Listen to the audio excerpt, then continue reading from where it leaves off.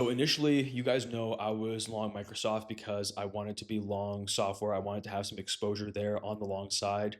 I've since actually clipped my Microsoft position, but not because I fell out of love with software. I clipped my Microsoft position because I am growing weary on the hyperscalers in general retaining a bid. So I know Amazon is not your typical software play, nor is Google, nor is Meta really.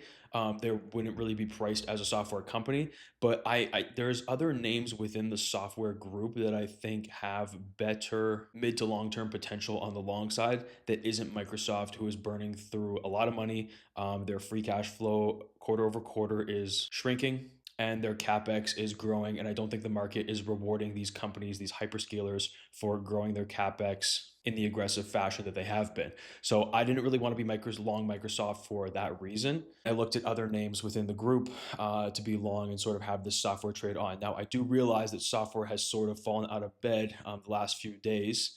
I think these are short-term worries. Obviously, there is some private credit concerns. A lot of this private credit is exposed to software. I personally think there's still some high quality names in that group that could find their bid. They're still historically cheap, in my opinion, and they're not a bad place to hide. That's just how I feel.